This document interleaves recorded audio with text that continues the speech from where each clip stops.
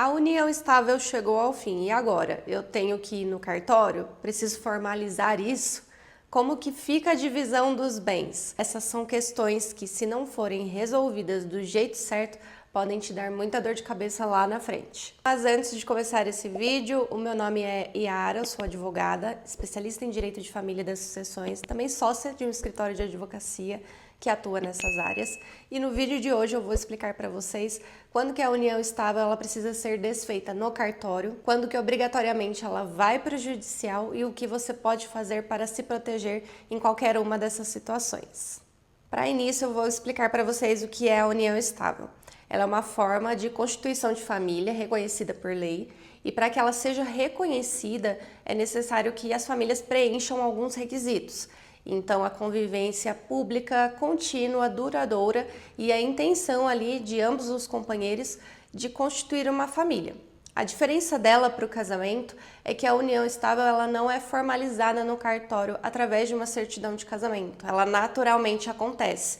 O que a gente vê muitas vezes nas famílias por aí. As pessoas se juntam, começam a morar juntas, têm filhos, constituem patrimônio, mas nunca vão no cartório formalizar isso. Essas relações elas são consideradas uniões estáveis e os efeitos delas são praticamente os mesmos de um casamento tradicional. E justamente por ter efeitos parecidos com os do casamento, é que todos os bens que foram adquiridos na constância desse relacionamento serão divididos também em caso de dissolução.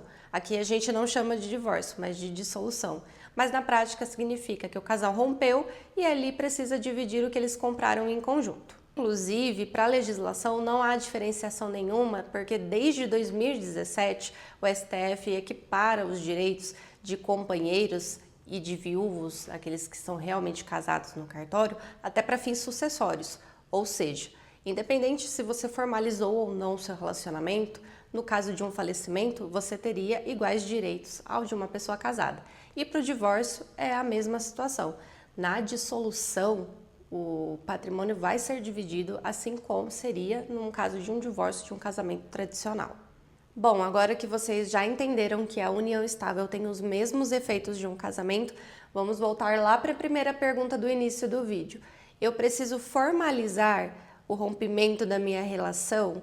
E sim, você precisa. Independente se você reconheceu no cartório essa união estável ou não, você vai precisar fazer o reconhecimento dessa dissolução da sua união estável, para que isso evite problemas lá na frente, principalmente em relação à divisão de bens ou em caso de falecimento, que você fique com uma herança travada ali porque você deixou de cumprir esses requisitos legais, tanto do reconhecimento quanto da dissolução da relação. E aí você deve estar se perguntando, como é que eu faço isso? Principalmente para quem nem reconheceu no cartório, como é que eu vou dissolver uma relação que sempre foi, aos olhos da lei, irregular, porque eu não tinha documento? Bom, você tem duas formas de fazer isso.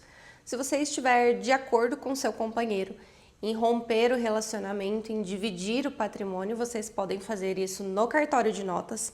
Então, no mesmo ato, vocês vão reconhecer o relacionamento, a data que ele se iniciou e também vão formalizar a dissolução. E aí, naquele período de tempo em que vocês estiveram juntos, vocês vão listar o patrimônio e também as dívidas que vocês constituíram e vão fazer a divisão. Isso porque quando vocês não têm um relacionamento registrado no cartório, uma escritura de união estável, automaticamente se aplica o regime da comunhão parcial de bens para o seu relacionamento. Então, você vai fazer a escritura, vai colocar a data de início e a data de término, e para este período vai considerar ali que, independente de quem esteja registrado no documento do patrimônio que está sendo dividido, ele será rateado ali em duas partes, metade para cada companheiro. A segunda forma de vocês fazerem o reconhecimento e a dissolução de união estável é na via judicial, por meio de processo. Isso vai precisar ser feito quando vocês não têm acordo, você e o seu companheiro, ou então quando vocês têm filhos menores que precisam ali ser discutidas questões sobre guarda, alimentos e regime de convivência. Então, nessas situações, a gente encaminha sempre para o judiciário. De igual modo, a gente vai discutir a data de início do relacionamento e também vamos indicar a data final. E aí, nesse meio tempo, tudo que foi adquirido de bens ativos e também passivos, como dívidas, serão divididos meio a meio, seguindo a mesma regra da comunhão parcial de bens, porque não havia nada formalizado. Agora, se vocês já tinham uma escritura de união estável, delimitando ali qual regime de bens que vocês queriam, o que seria comunicado ou não, até algumas diretrizes sobre relacionamento, vocês podem fazer a divisão desses bens ou então somente a dissolução da união estável diretamente no cartório, sem precisar indicar a data de início do relacionamento, porque vai se usar ali a escritura inicial e somente vão formalizar o término da relação. E a mesma coisa para a judicial, quando você tem escritura, porém tem filhos menores que precisam regulamentar essas questões, ou então alguma briga ou divergência sobre partilha de alguns dos bens. Agora, respondendo uma dúvida muito comum, que eu já até pincelei aqui para vocês, se todo o patrimônio foi constituído em apenas o nome de um dos companheiros e a união estável ela não era regularizada no cartório, ainda assim vai ser preciso dividir esse patrimônio? E sim, porque como eu falei para vocês, quando não há uma escritura de união estável definindo o regime de bens que vai ser norteador ali do relacionamento do casal, é aplicada a comunhão parcial de bens. E nesse regime não importa quem pagou ou no nome de quem que está aquele patrimônio, ele vai ser dividido meio a meio. E não só patrimônio, como dívidas também, então é preciso tomar muito cuidado com essas questões. Então por isso é tão importante fixar bem a data de início do relacionamento, porque no caso de dissolução, todo o patrimônio que foi constituído antes do início da união estável não vai se comunicar com o companheiro. Então tem que se atentar com essas datas e verificar a possibilidade de vocês incluírem ou não alguns bens na hora de fazer a divisão lá na dissolução, seja ela amigável ou judicial. E é isso que muitas vezes acaba levando casais a brigarem judicialmente, a data de início, porque quando você não tem uma união estável já regularizada no cartório, em que o casal mesmo indica a data que começou a relação, num processo judicial o companheiro pode colocar qualquer data, inclusive datas tão retroativas que atingem patrimônios que eram só do companheiro dele, tudo visando ali obrigar uma divisão forçada de algo que não era para estar sendo dividido entre as partes. Sempre que possível, se atentem à data de regularização dessa união estável. Se você está indo fazer no cartório agora o reconhecimento, converse com seu cônjuge, veja direitinho que dia que vocês efetivamente começaram essa união estável para poder constar na escritura, já sabendo que aquele marco determinará quais bens que entrarão numa possível partilha futura ou não. E quais são os erros mais comuns de casais que estão em união estável e não formalizam essa dissolução?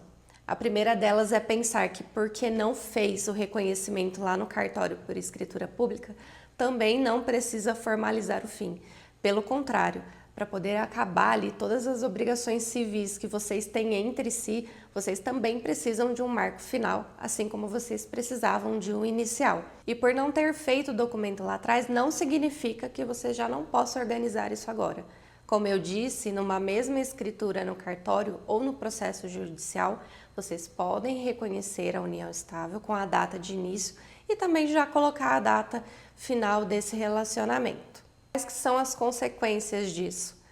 De repente você perdeu contato com o seu companheiro e ele fazer venda de bens que estão em nome dele, mas que você tinha à parte. Ficar amarrado num contrato de financiamento com uma pessoa que você não quer mais ter convivência pelo fim do relacionamento, até deixar de formalizar, por exemplo, contratos particulares de venda e compra de imóveis ou outros bens, justamente pela falta de formalização do relacionamento do casal. E isso, num primeiro momento, às vezes pode até parecer interessante, porque você já não quer ter que lidar com a outra pessoa, já está cansado, desgastado, e isso vai virando uma bola de neve cada vez maior, e lá no futuro, até com o falecimento de uma dessas partes, para resolver essas burocracias que ficaram, o procedimento fica muito mais complexo. Então, não deixem de colocar um marco final nesse relacionamento, ainda que não tenha existido uma escritura inicial dessa união estável.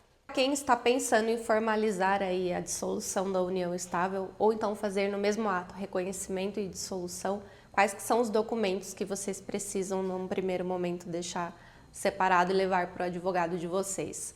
Documento pessoal de cada um dos companheiros, já definir essa data de início da relação e também a data final. Documentos de bens que vocês tenham adquirido em conjunto, embora esteja no nome só de um ou do outro. Ação de dívidas, então cartão de crédito, empréstimo, financiamento, vocês precisam levar quanto que está faltando de saldo para pagar desses débitos. Se vocês têm filho em conjunto, também separar toda a documentação como se fosse para um processo de pensão alimentícia. Então, certidão de nascimento, documento pessoal da criança, uma estimativa de gastos dela e também uma proposta de regime de convivência. Então, tentar ajustar aí entre os genitores quais que são as melhores datas para que o menor fique com o pai e com a mãe. E por último, mas não menos importante, nomearem um advogado para acompanhar vocês tanto no procedimento do cartório quanto no judicial. A presença do advogado ela é indispensável, ela é determinada por lei, então vocês podem ter um advogado para o casal se vocês estiverem de acordo com tudo, tanto com a dissolução, partilha de bens e questões de menores envolvidos. Agora, se vocês estiverem em conflito em qualquer uma dessas questões, aí vai ser obrigatório vocês nomearem cada um o próprio advogado para vocês decidirem em juízo como é que vai ficar a partilha desses bens ou então as questões que envolvam os filhos comuns do casal. Bom, formalizar a dissolução da união estável pode parecer uma burocracia, mas na verdade é uma segurança para você, seu patrimônio e sua família também. Não deixe de fazer isso, procurar ajuda jurídica especializada no tema, até para proteger vocês a respeito do que vai comunicar ou não de patrimônio. E esse vídeo te ajudou a esclarecer como você pode fazer isso, até para quem não tem nada regularizado, gostaria de fazer a partir de agora um documento para formalizar isso. Eu já te convido a compartilhar essas informações, curtir esse vídeo, também se inscreva aqui no nosso canal. Semanalmente nós publicamos vídeos sobre o direito de família, das sucessões e também imobiliário. E se você quiser me acompanhar mais de perto, o meu Instagram é @iaravazadv, por lá eu compartilho a minha rotina como sócia do escritório e também atualizações jurídicas. Vai ser um prazer ter vocês por lá. Espero vocês no próximo vídeo.